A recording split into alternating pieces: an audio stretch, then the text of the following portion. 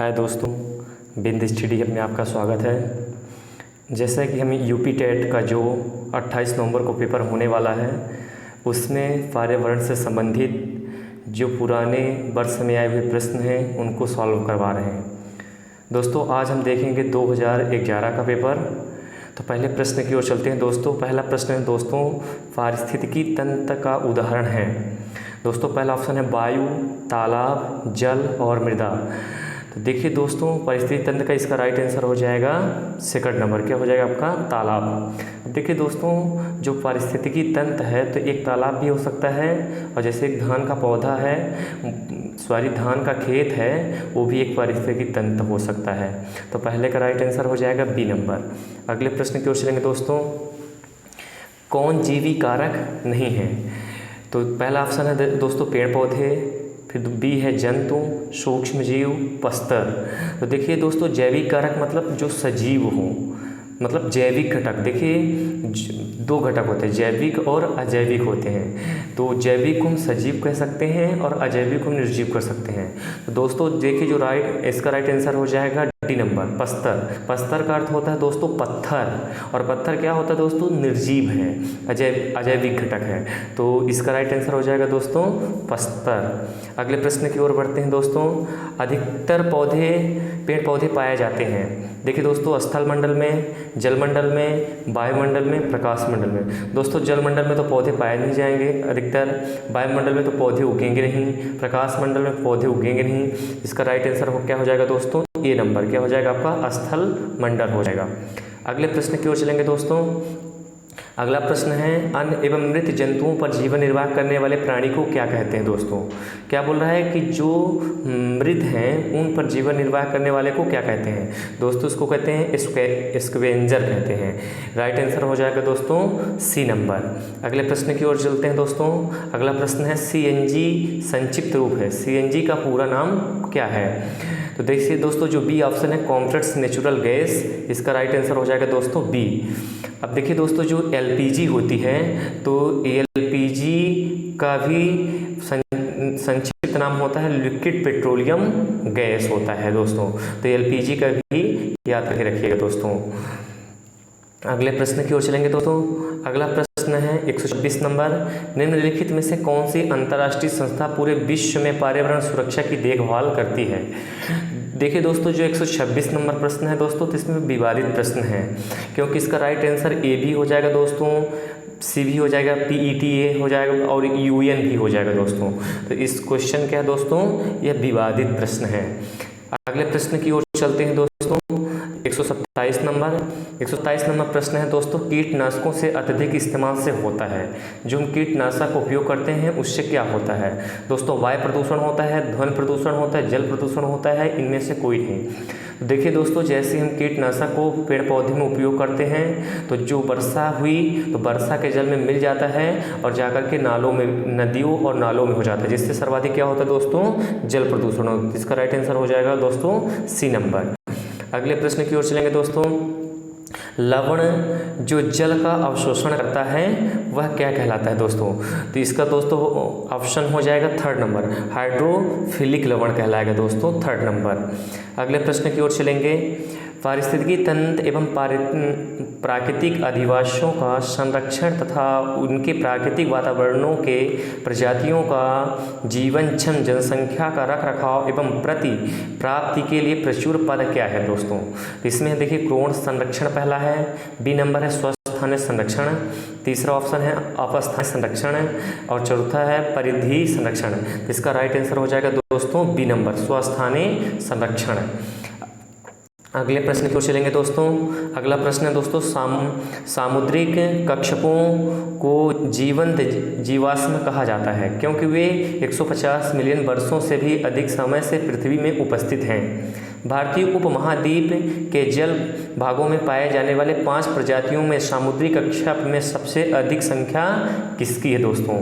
तो इसका जो ऑप्शन नंबर सी है हो जाएगा ऑलिव रिडले हो जाएगा दोस्तों। अगले प्रश्न की ओर चलते हैं।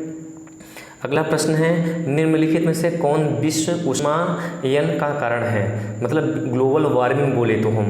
तो देखिए दोस्तों, इसका हो जाएगा राइट, जल प्रदूषण, मृदा प्रदूषण, वायु प्रदूषण, ध्वनि प्रदूषण। तो देखिए दोस्तों, ध्वनि प्रदूषण से ताप नहीं बढ़ता, ना कि मृदा प्रदूषण से बढ़ता है, ना कि जल प्रदूषण से। तापमान किसके कारण बढ़ता है दोस्तों, वायु प्रदूषण के कारण बढ़ता है। अगले प्रश्न की ओर चलेंगे दोस्तों, महासागर पृथ्वी पृष्ठ से अधिकांश जगह आवृत किया है, वह भाग कितना है। तो दोस्तों 3/4 भाग में आवृत किया हुआ है, फैला हुआ है। अगले प्रश्न की ओर चलेंगे दोस्तों, 133 नंबर, टाइट एवं स्टेलेग्नाइट का निक्षेपण होता है। निक्षेपण का अर्थ होता है दोस्तों टूटना। तो इसका राइट आंसर हो जाएगा दोस्तों सी नंबर, कैल्शियम कार्बोनेट के द्वारा। फिर अगले प्रश्न की ओर चलेंगे, 134 नंबर, निम्नलिखित में से कौन वायु प्रदूषण का एक उदाहरण है। देखिए, धुआं एवं कुहासा, धुआं का निकलना भी क्या होता है दोस्तों, वायु प्रदूषण का उदाहरण होता है। वाहनों से निकलने वाली गैस, ये भी क्या होती है दोस्तों, वायु प्रदूषण के अंतर्गत आती है। लकड़ी के जलने से भी दोस्तों कार्बन डाइऑक्साइड गैस निकलती, वो भी वायु प्रदूषण के अंतर्गत आती है। तो इसका राइट आंसर हो जाएगा दोस्तों डी नंबर, इनमें से सभी। अगले प्रश्न की ओर चलेंगे दोस्तों, भारत तथा दूसरे देशों में प्रदूषण रोकने के लिए बनाए गए नियम का प्रयोग होता है। तो इसका राइट आंसर हो जाएगा दोस्तों, बोला है कागज़ के थैले, प्लास्टिक के थैले, नायलॉन के थैले, चमड़े के थैले। क्या बोल रहा है दोस्तों, भारत तथा दूसरे देशों में प्रदूषण को रोकने के लिए बनाए गए नियम। देखिए, प्रदूषण को कम करने के लिए हम क्या करते हैं दोस्तों, हम ना तो प्लास्टिक के थैले का उपयोग कर सकते हैं, ना तो नायलॉन के थैले का उपयोग कर सकते हैं, और ना तो चमड़े के थैले। तो हमको क्या करना चाहिए दोस्तों, कागज़ के थैले का क्या करना चाहिए, उपयोग करना चाहिए प्रदूषण को रोकने के लिए।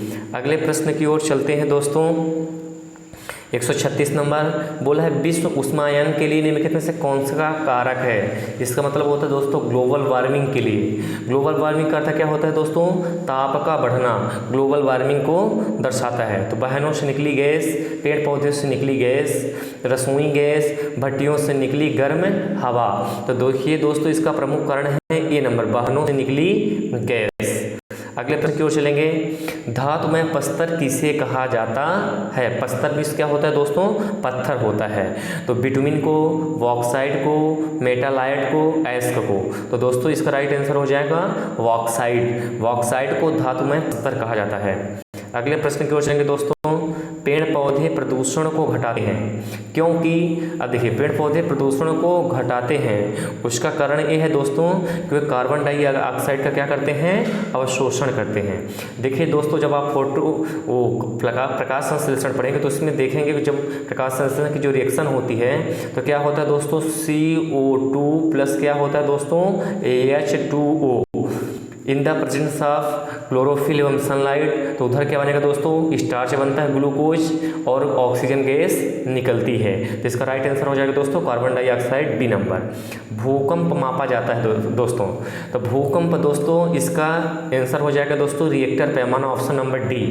और जो ऑप्शन नंबर बी है, तो ध्वनि को नापने की इकाई क्या होती है दोस्तों, डेसिबल होती है। अगले प्रश्न की ओर चलेंगे दोस्तों, महासागरों में जल स्तर की वृद्धि का कारण क्या है दोस्तों। तो इसका आंसर हो जाएगा ध्रुवीय प्रदेशों में बर्फ का पिघलना। जब बर्फ पिघलेगा दोस्तों तो नदियों में क्या होगा, जल स्तर की मात्रा में क्या होगी, बढ़ोतरी होगी। तो इसका राइट आंसर हो जाएगा दोस्तों ए। अगले प्रश्न की ओर चलते हैं, हवा में उपस्थित ऑक्सीजन का प्रतिशत है लगभग। सबसे सरल प्रश्न नहीं है इस सीरीज में, 44, 23, 40, 21। तो ऑक्सीजन कितने परसेंट पाई जाती है दोस्तों, 21% पाई जाती है। दोस्तों आर्गन कितने परसेंट पाई जाती है, कृपया कमेंट करके आपको बताना है। अगले प्रश्न की ओर चलते हैं दोस्तों, परम तापक्रम पैमाना कौन सा होता है। तो देखिए दोस्तों इसका राइट आंसर हो जाएगा केल्विन होता है। और देखिए दोस्तों केल्विन जो है तापक्रम की बात आई तो मानव शरीर का जो तापक्रम होता है दोस्तों, तो फ़ारेनहाइट में कितना होता है, 98 पॉइंट क्या होता है दोस्तों, 6 होता है। अब अगले प्रश्न की ओर चलते हैं दोस्तों।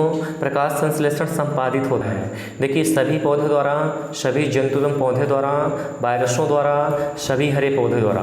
तो देखिए दोस्तों ये थोड़ा कंफ्यूज कर दिया आपको, ए और सी में क्या बोला है दोस्तों, ए बोला सभी पौधे द्वारा और सी में बोल दिया दोस्तों कि सभी हरे पौधों द्वारा। तो देखिए यहाँ पे हरे वर्ड का यूज किया है ना, तो जो क्लोरोफिल पाया जाता है दोस्तों वो सभी हरे पौधों में ही पाया जाता है। इसका राइट आंसर हो जाएगा दोस्तों सी नंबर। अगले प्रश्न के देखें दोस्तों, ध्वनि या ध्वनि प्रदूषण मापा जाता है। तो ध्वनि प्रदूषण किसके द्वारा नापा जाता है दोस्तों, डेसीबल के द्वारा मापा जाता है। तो देखिए दोस्तों ध्वनि प्रदूषण डेसीबल के द्वारा नापा जाता है, लेकिन ध्वनि का दाब किसके द्वारा नापा जाता है, इसको आपको कमेंट बॉक्स में कर बताना है। अगले प्रश्न की ओर चलेंगे दोस्तों। निम्नलिखित में से कौन पर्यावरण के लिए हानिकारक है, कागज, कपड़ा, धातु और प्लास्टिक। देखिए ये जो प्रश्न है तो मिट्टी में कौन जल्दी अपघटित हो जाता है, तो इसका राइट आंसर हो जाएगा दोस्तों प्लास्टिक। अगले प्रश्न की ओर चलेंगे दोस्तों। वातावरण में अत्यधिक हानिकारक सल्फर मिश्रित गैस कौन सी है, तो इसका ऑप्शन हो जाएगा दोस्तों डी नंबर SO2।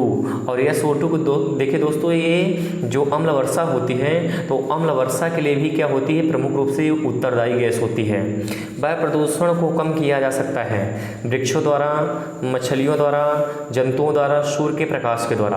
तो देखिए दोस्तों वायु प्रदूषण को कम करने के लिए क्या है, हम वृक्ष लगाएं। क्यों, क्योंकि वृक्ष जो होते हैं तो कार्बन डाइऑक्साइड को क्या करते हैं, अवशोषण करते हैं और उसके स्थान में क्या दोस्तों ऑक्सीजन निकलती है।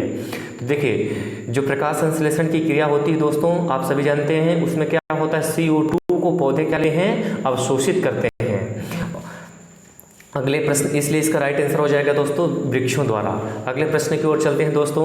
विश्व पर्यावरण दिवस मनाया जाता है, तो देखिए दोस्तों सबसे सरल प्रश्न ही है ये। देखिए दोस्तों ये 5 जून को मनाया जाता है, लेकिन दोस्तों यदि ऐसा प्रश्न आ जाए कि विश्व पर्यावरण दिवस पहली बार कब मनाया गया था, तो देखिए दोस्तों जब 1972 में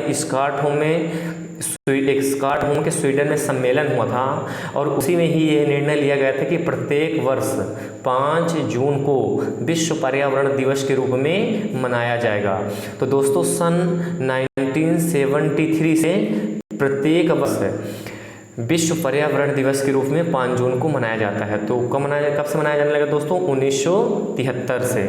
अगले प्रश्न की ओर चलेंगे दोस्तों। सूर्य के हानिकारक किरणों से पृथ्वी कौन सा स्तर सुरक्षित रखता है, तो देखिए दोस्तों इसका हो जाएगा ओजोन स्तर हो जाएगा। अब देखिए दोस्तों ओजोन स्तर हो जाएगा, ओजोन का फार्मूला बोले तो क्या होता है दोस्तों, O3 होता है। ओजोन का फार्मूला क्या दोस्तों आप भी नोट कर सकते हैं, O3 होता है। और जो ओजोन परत में छिद्र हो रहा है दोस्तों वो दक्षिणी ध्रुव पर हो रहा है। ये भी आया वो प्रश्न है कि ओजोन परत में छिद्र कहाँ देखा गया है दोस्तों, दक्षिणी ध्रुव में देखा गया है। अगले प्रश्न की ओर चलते हैं दोस्तों।